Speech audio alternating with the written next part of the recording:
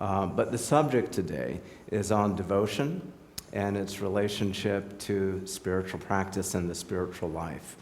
And it's kind of a sweet place for me to be here because, I think it was back in 1991, I was teaching Hatha classes next door. And it was on Valentine's Day in 1991 that I met my wife next door. And at the end of my little session of teaching, I'd have people close their eyes. And since it was Valentine's Day, I went around and put down a little chocolate heart so that when they would open their eyes, they would see this, and there you go. So it's kind of a sweet memory for me, coming back now after all those years to talk yet again about love, okay? So at any rate, sweet memories. Now, I'm going to talk basically kind of extemporaneously, so you know. I have a few things that I might check just to jog my memory. There's so much to talk about with devotion, but I wanted to give a little frame of reference about me so that you understand some of my language and where it is that I'm coming from.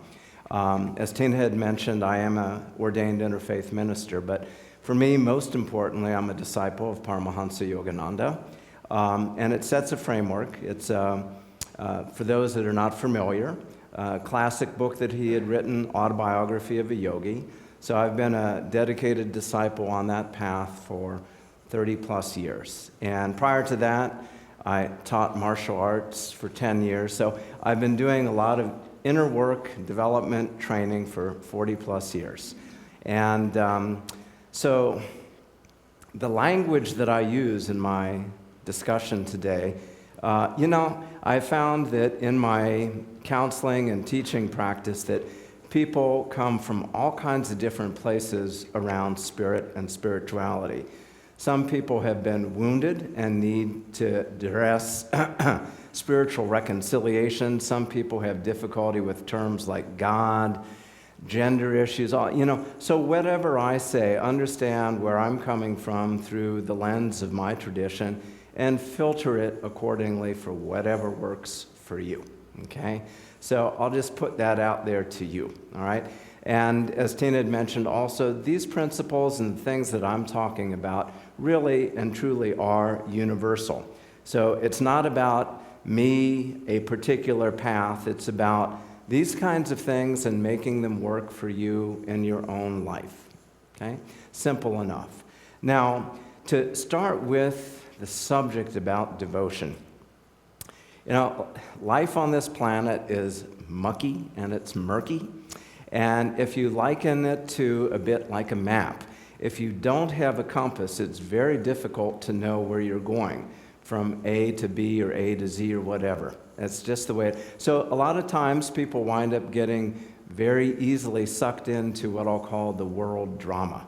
And it's pretty easy to do because the drama is complex, it's very engaging, oftentimes, right now, very distressing.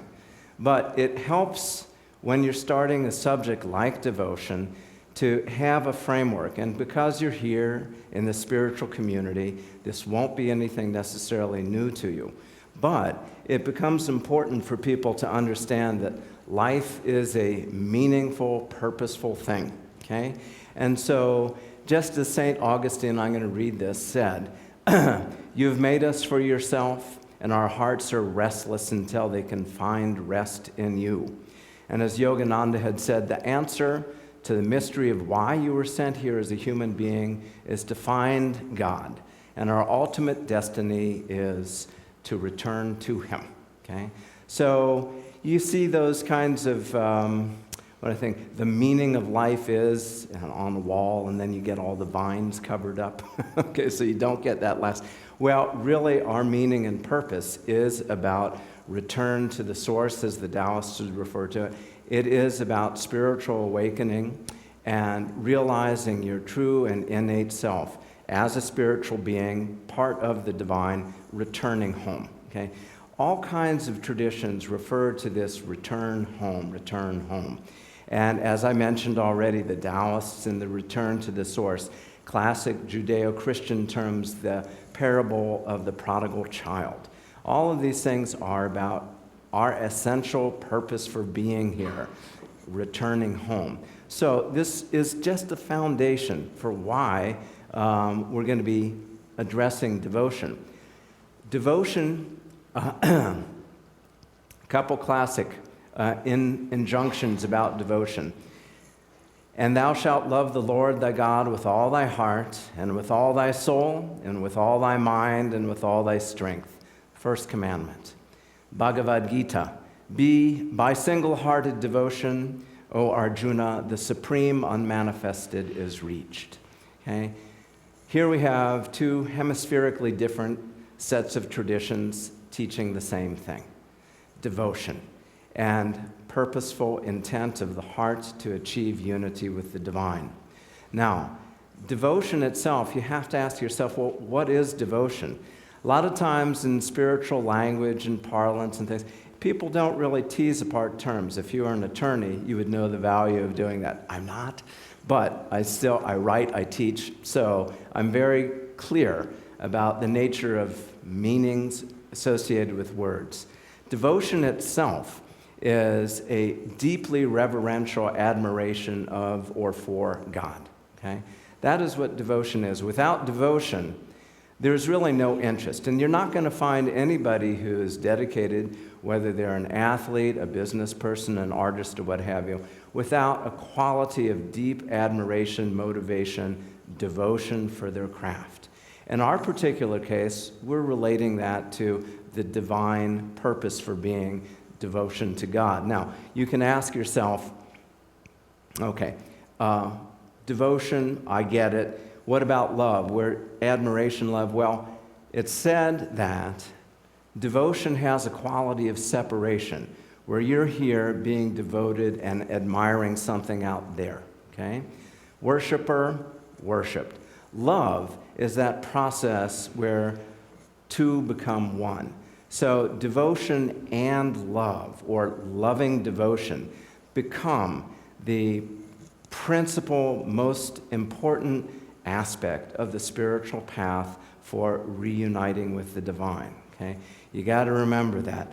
Devotional expression of love, soul to spirit, is the principal, most important component of spiritual growth and spiritual practice. People can have techniques out the yin-yang. Without love, they become dry, and they become, I won't say a totally wasted effort, but I'll get to that. It's like a crock pot. If you don't add the seasoning, you're not going to get a tasty dish. Now, everybody has had the experience. You know, if you've been to a concert or if you've been to a performance, performers are very sensitive to what they get back from people, okay? So if I'm a comedian and you guys are falling asleep, that's just not going to go anywhere. Or a musician, any number of these things. And that's why you'll have people you go to, so how do you like that, everybody? And they try to get people more involved. I can't hear you, more involved. What they're doing is getting your energy, getting you ramped up. And sure, there's always the person, myself included, who's sitting back there saying, nah, I don't want to play this game. I don't want to be nudged. But allow yourself to be nudged in your spiritual practice. Allow your energy to come forward with enthusiasm in what you're doing. It'll pay off in spades. And if you've ever gone into a room and you've been around people that you feel like you and love you and welcome you, you can feel that, okay? And it draws from you a whole different kind of response than if you go into a room and somebody's judging you. You feel the chill. It almost has this kind of straitjacket quality. It shuts you down. Well, the relationship with Spirit is no different, okay? It is incumbent on us, however, to generate this love and to offer it to Spirit. So, why, again, is devotion so important? Without the natural love of the heart, it is not possible to take a single step forward on the spiritual path. Let me repeat that. Without the natural love of the heart, it is not possible to take a single step forward on the spiritual path. Everything is mental, okay? Without love, love is the key ingredient. There was a Sufi teacher that was here in town a couple weeks ago. Did anybody go see him? He was doing something over at St. Kate's. And this was a fellow, he's an MD. He has a fascinating history. And long and short of it is that he had life-threatening illnesses, all this kind of stuff, and he basically wound up finding somebody who could heal him. But in his life journey, he left or added to his medical expertise with a whole range of alternative kinds of healing modalities, energy this and that and the other. And he said, but at the end of the day, the thing that made the difference is love and God, bringing love and God into the equation. So, now, this is a very important piece. God reacts to our love. It is the sole offering that we as people with free will can give him. He has everything else. He has the universe. There's nothing that we can do, no praise, no offering, no whatever. But there is the condition of free will that we have, our ability to offer or withhold love. And God wants that love. It's part of the contract. So, now, understanding this, it's very important. Love makes us one with God. God is love itself. So, nothing else does this. Now, a magnet, imagine a magnet. Magnets will not draw paper, wood, plastic, glass, anything. It's not akin to their nature. But a magnet will draw steel. There is the affinity. So, devotional love is like the great magnet of our soul, which draws the infinite into our range of perception. So when we become love, automatically we gravitate towards God and God gravitates towards us. If you imagine yourself as a magnet, devotion is the way that we line up our filings, if you will. I'm sure people at some point in time as kids have made magnets. You take a nail and you run it against a magnet and then you hold it up against fire. Have people done that when you were a kid? Okay. What you're doing is you're magnetizing that nail through association with this magnetic field. And it in turn becomes magnetic. Devotion is our process of becoming magnetically aligned with Spirit so that our souls become ever increasingly pure in our ability to express love and to receive love. So I've said that devotion is the path of love that brings us to our home in love, okay? So, now, in a moment, I'm going to segue into a process, and we'll get to enjoy some time with this. But sometimes people have a question about where is devotion in its relationship with technique? So many people are practicing Hatha Yoga. I used to teach, and it's a great stuff to know.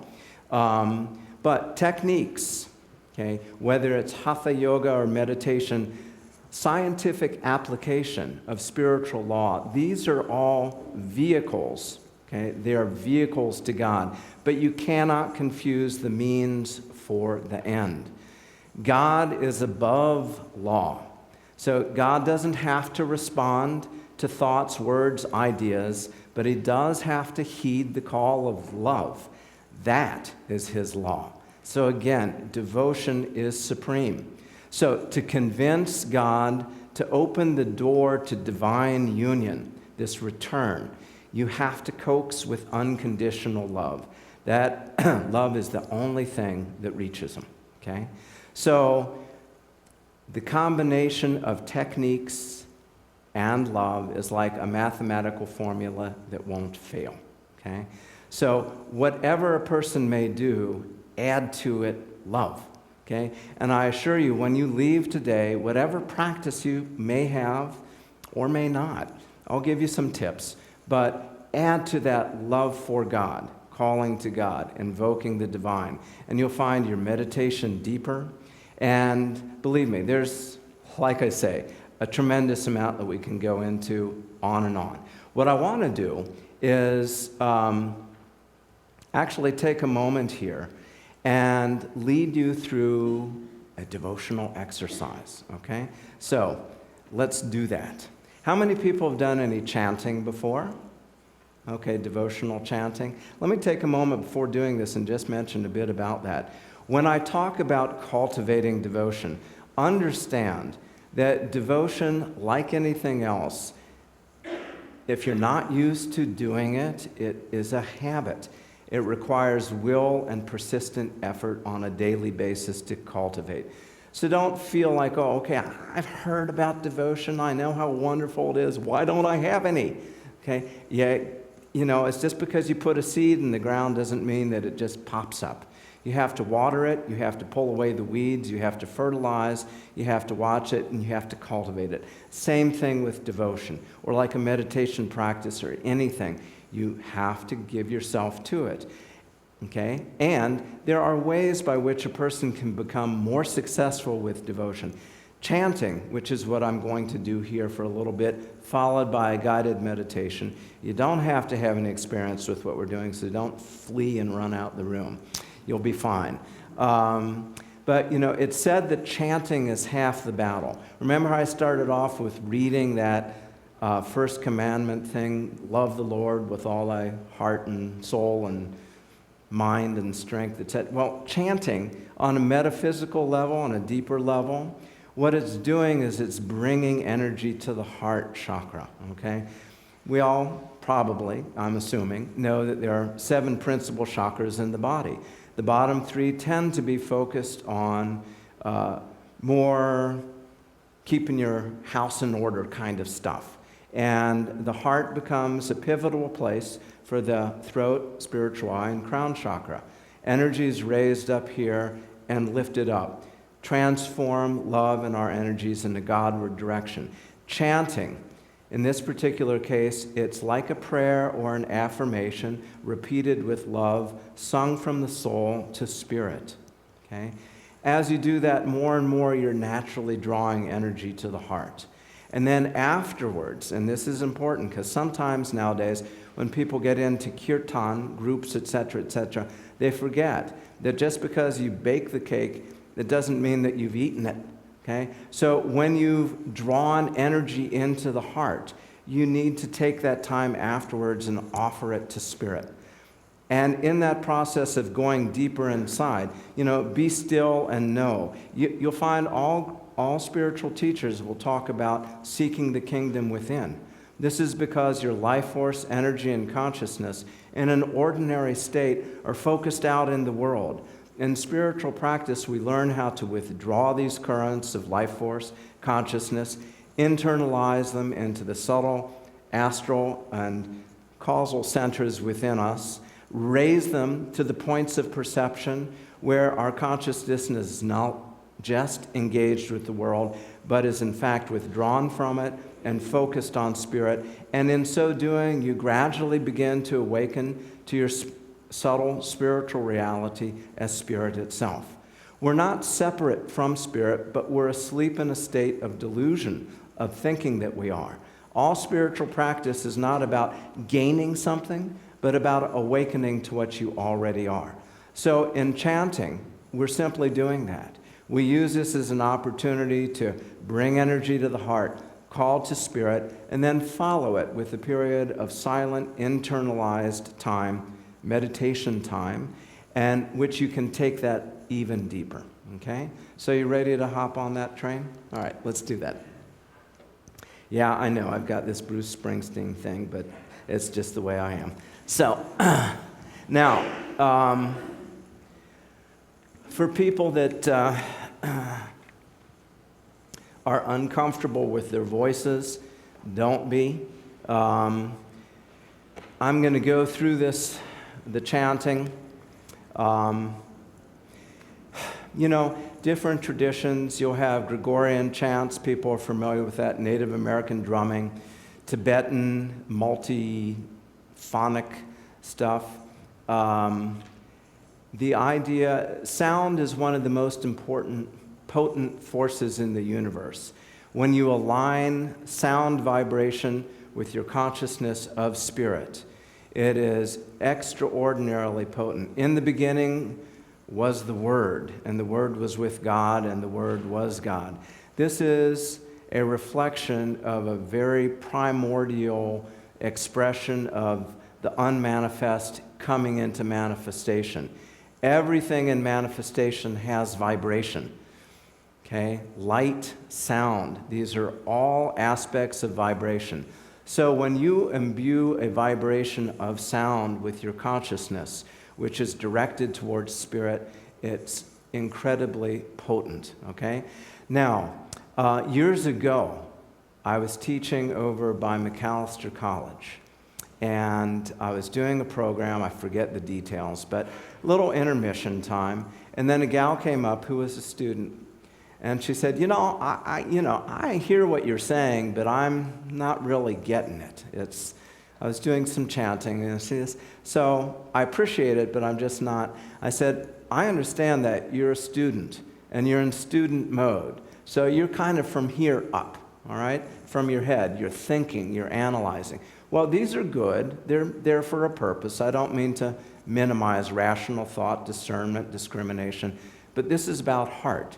So I said, go back and put your ego on the side, that sense of self that thinks it's superior to these kinds of things, that's separate. Remember, God is your real self. So it's not like you're a worm of the earth trying to placate some kind of great fluffy personage in the heavens. Your real self is spirit. So when you return to this, you're simply allowing yourself to come forward. Self with the big S. So I said, let go and go in. And then afterwards, she came up the second half, and she had like tears running down. And she said, I think I got it. And I said, yeah, you did. Okay? So I'm not expecting that with all of you, but allow yourself to just feel. Okay, go with it, all right? So, close the eyes, lift the gaze to this point between the eyebrows, the point of spiritual perception, concentration, and will. And I'll open with a little prayer. I'll do a little harmonic invocation here, and then go into this. So, Heavenly Father, Divine Mother, friend and beloved God, saints and sages of all religions, masters of all traditions, we bow to you all and invoke thy presence. May thy love shine forever upon the sanctuary of our devotion, and may we be able to awaken thy love in all hearts.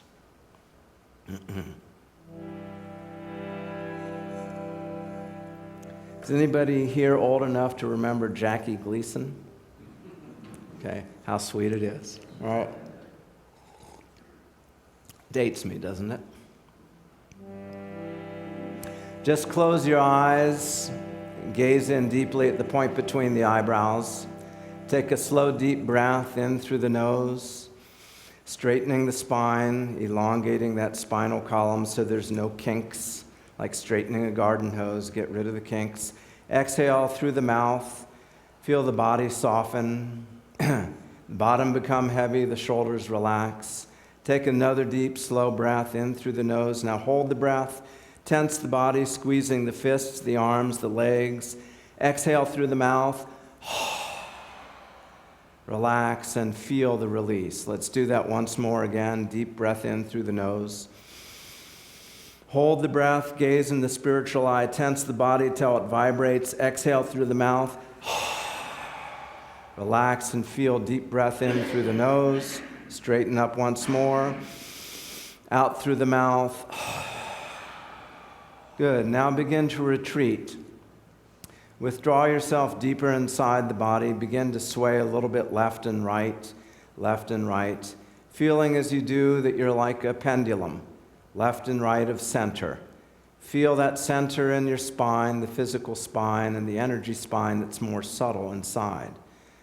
Begin to register when you've moved past your center, left and right, feeling that center. Now slow your swaying down. A little bit. Try to feel where your center is. Lock into that and stop your swaying. Just let yourself relax and abide in that center. Feel the body drop away, and like a subtle energy current that flows up, supporting the body, Feel yourself rest within your own energetic center. Eyes rolled up at the spiritual eye. If you have difficulty with that, you can keep them open and focused on the floor, one-pointed, but try to keep them closed and raised up. There's reason for that. And now begin to disassociate yourself from age, gender, race, job, relationship, world events. Mentally affirm, I am not this body, nor this mind. I am spirit, holy, infinite, and divine. Again, I am not this body, nor this mind. I am spirit, holy, infinite, and divine. And just let yourself breathe softly in and out through the nose, gazing at the spiritual eye. And don't be put off if I happen to use a phrase like guru. God is the ultimate guru, the divine. That happens to be part of my tradition. The enlightened being, full of bliss, giving joy, transcendent, of higher knowledge, the abode, dual no more, clear as the heavens, known to all as thou art that. He is pure, permanent, unmoving, the everlasting seer of all, far, far beyond qualities and form. Guru, image of Brahma, I bow to thee.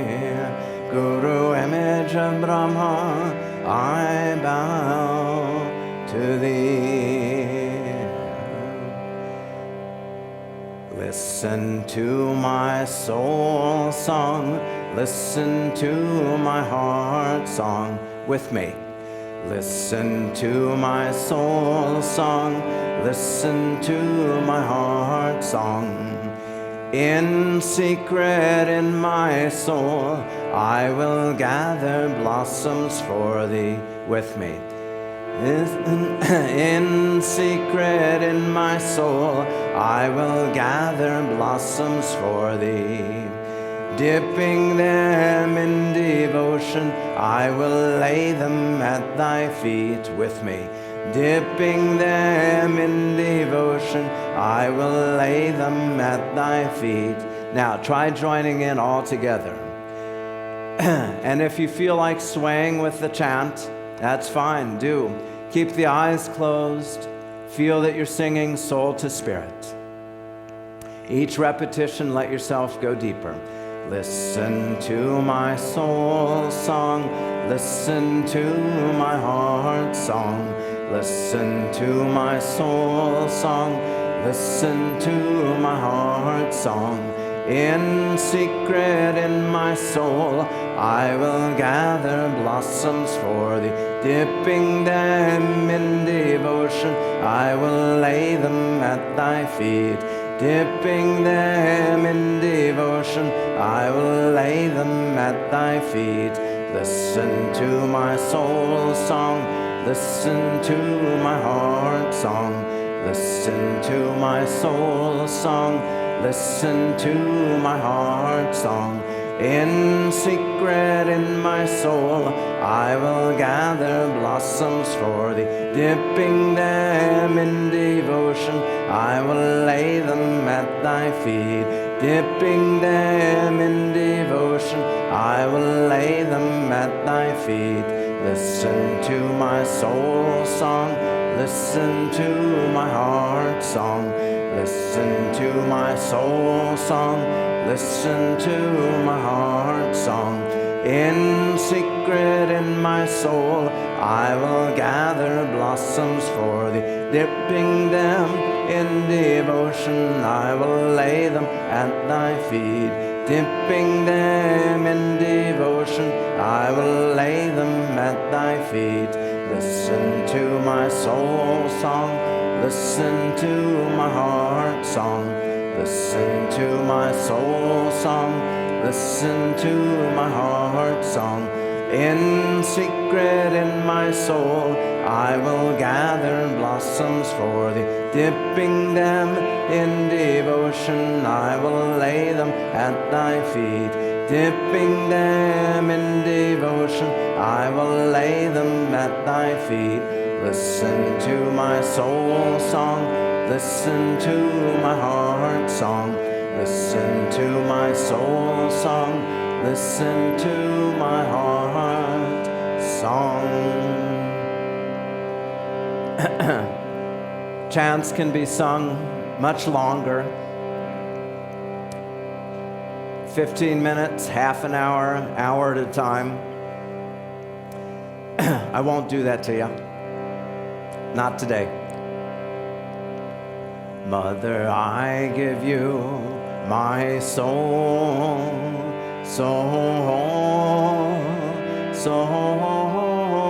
called. You can't remain hidden anymore. You can't remain hidden anymore. Give my mother a soul,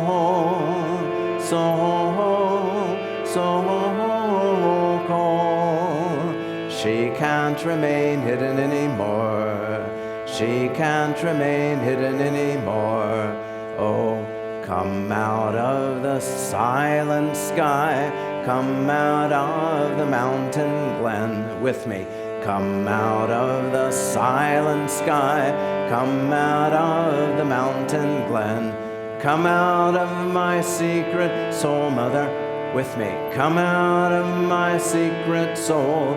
Come out of my cave of silence with me. Come out of my cave of silence. Come out of my secret soul, mother. Come out of my secret soul. Come out of my cave of silence. Come out of my cave of silence. Come out of the silent sky. Come out of the mountain glen. Come out of the silent sky. Come out of the mountain glen. Come out of my secret soul, mother. Come out of my secret soul. Come out of my cave of silence. Come out of my cave of silence. Come out of my secret soul, mother. Come out of my secret soul. Come out of my cave of silence. Come out of my cave of silence. Mother, I give you my soul,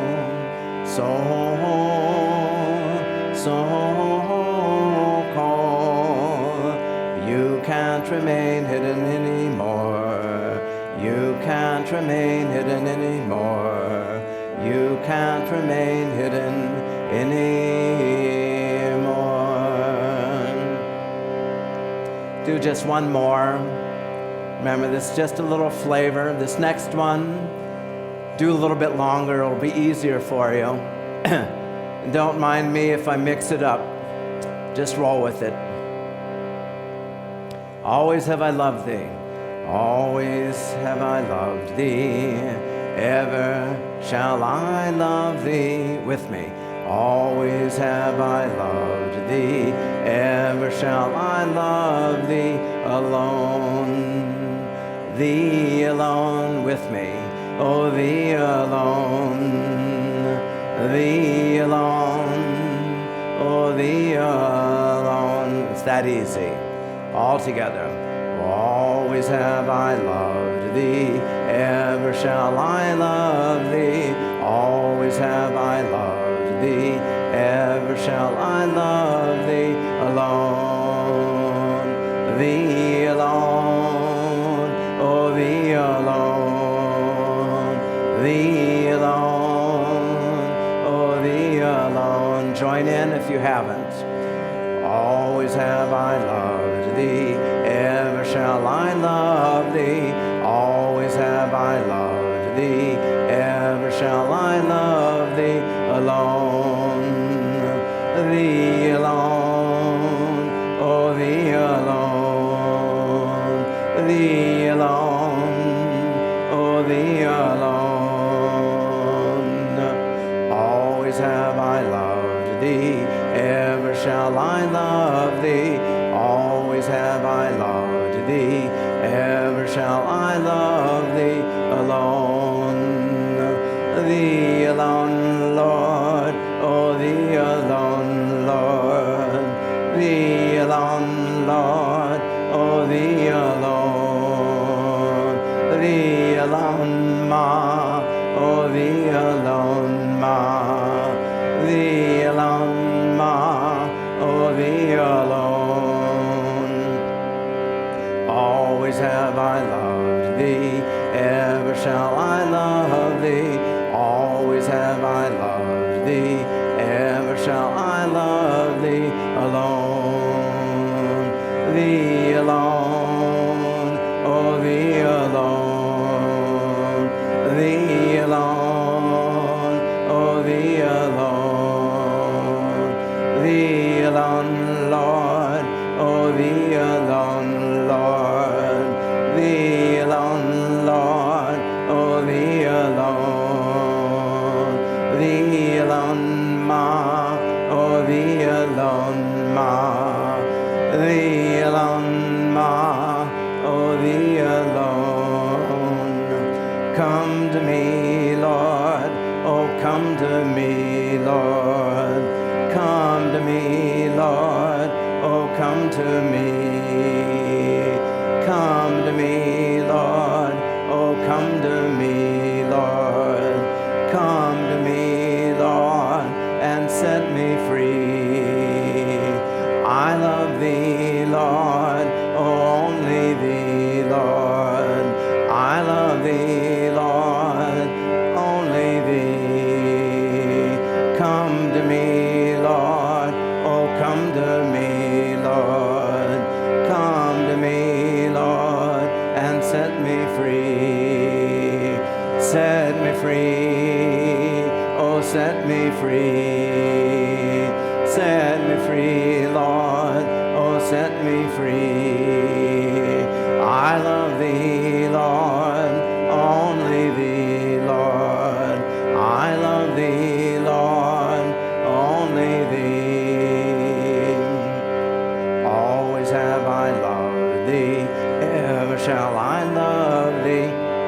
Always have I loved Thee, ever shall I love Thee alone. Thee alone, oh Thee alone. Thee alone, oh Thee alone. Softer. Thee alone, Lord, oh Thee alone, Lord. Thee alone, Lord, Thee alone. Softer still. I want Thee, Lord, only Thee, Lord. I want Thee, Lord, only Thee. Whisper, come to me, Lord, oh come to me, Lord. Come to me, Lord, oh come to me. Silently, come to me, Lord, come to me, Lord. Come to me, Lord, come to me.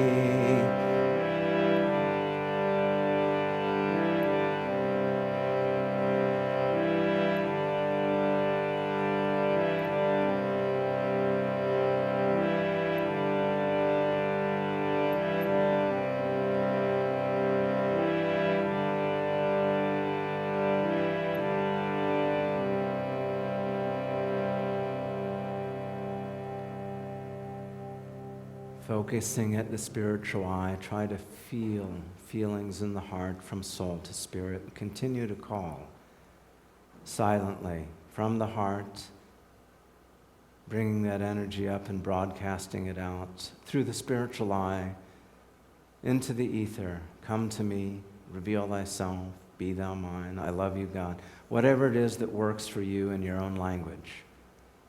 Feel it, keep it simple, call to spirit in the language of your heart. We'll do this for a little bit and then I'll switch gears.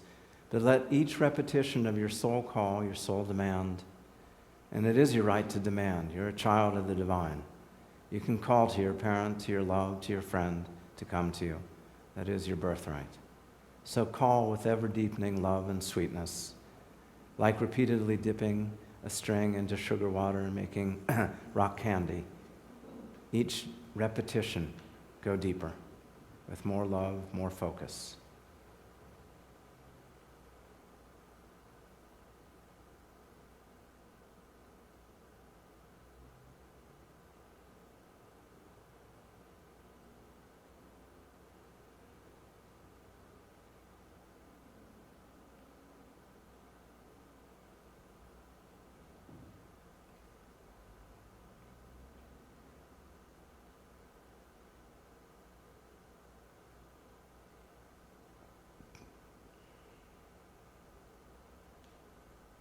Try to sit perfectly still.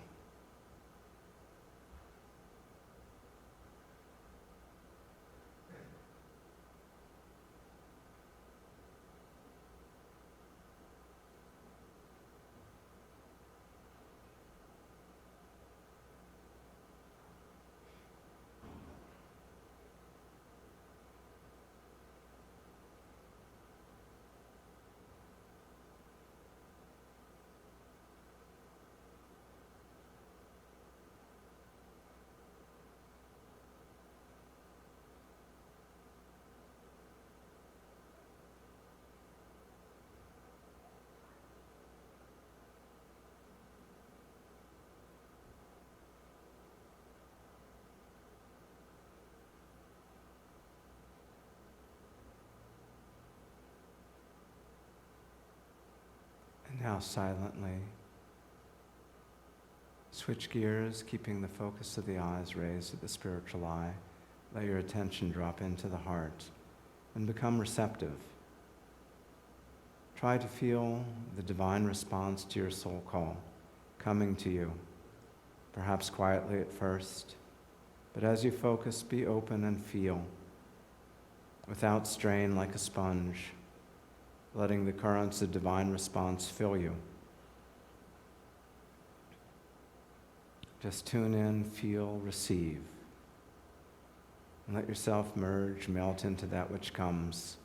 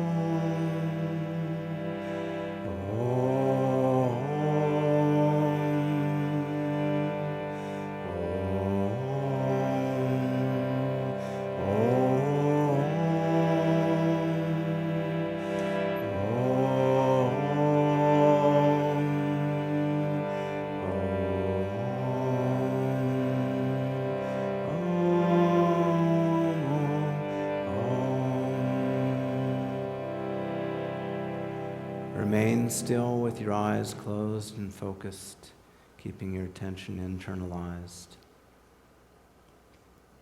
Know that God does not mind your faults. He watches the heart. What he minds is your indifference. To those that love the divine, much is forgiven. To those that love little, unfortunately, they have to deal with more. So, remember, devotion is the key in your spiritual practice. Whatever you're doing, add love to it. People frequently ask, how can I cultivate devotion on a daily basis? And one very simple way is to do like a prayerful soul call throughout the day, calling silently mental whispers, mental demands. Reveal thyself, come to me. The King James language you can change to suit yourself. But St. Francis used to pray over and over, my God and my all.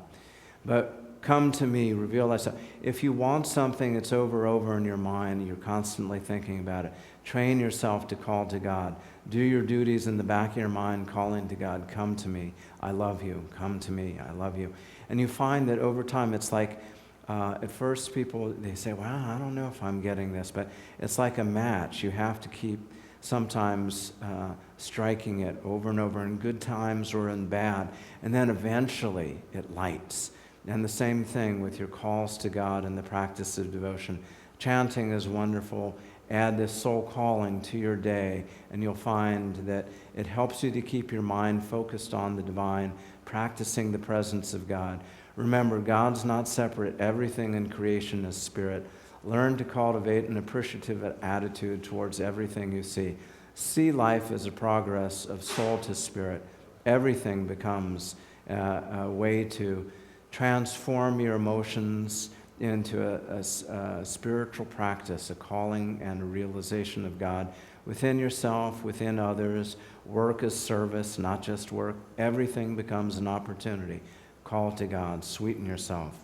Now, a little closing poem, my devotion. O thou mother of all conscious things, be thou consciously receptive to my prayers. Through thee I know all that I know, and thou knowest all I know. So thou knowest my prayers, and knowing and feeling thee constantly thus, I know thou art I am thou. My little wavelet has vanished in thee. I know thou alone existed, and thou alone dost exist now and ever shall. Thou art impersonal, invisible, unseen, formless, omnipresent. But forever I want to worship thee as both personal and impersonal. By my devotion I beheld thee, sometimes as Christ, sometimes as Krishna, personal, visible, and imprisoned in the little space hidden within the temple of my love. O invisible, just as thou didst freeze thine unseen infinitude into the sea of cosmic finitude, so do thou appear unto me visible and living, that I may serve thee. I want to see thee as the ocean of life, with and without the ripples of finite creation. O Creator of all things, I want to worship thee both as personal and impersonal.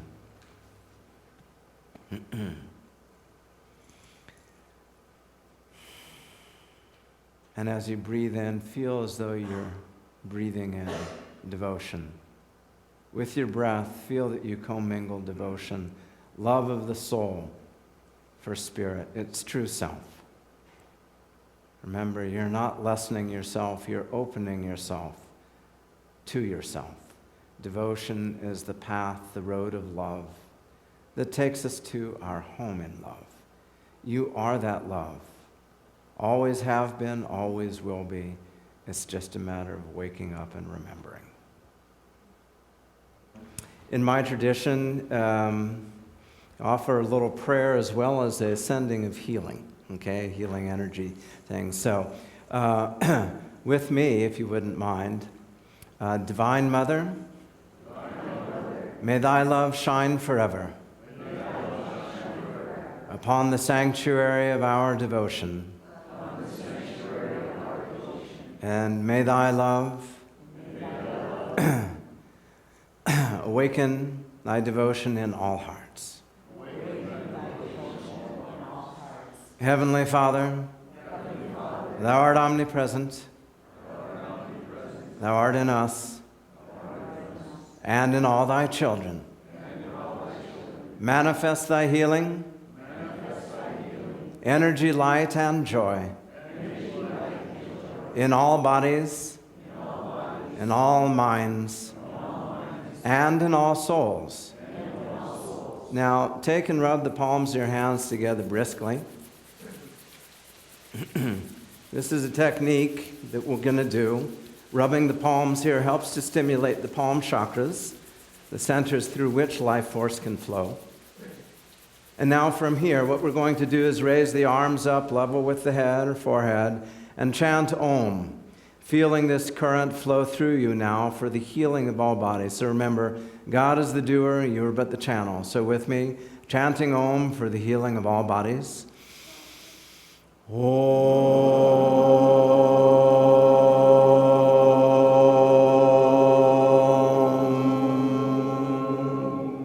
For the healing of all minds. Om.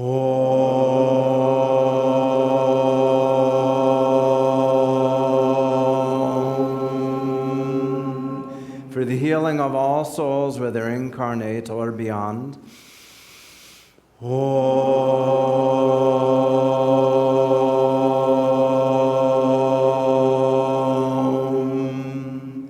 For world peace, healing, and harmony on all levels.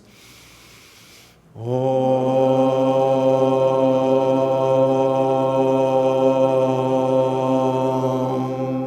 And lastly, that divine will be done on earth as is done in heaven or the higher planes.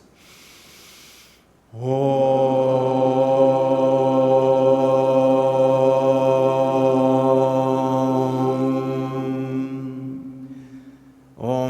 Shanti, Shanti, peace. Amen.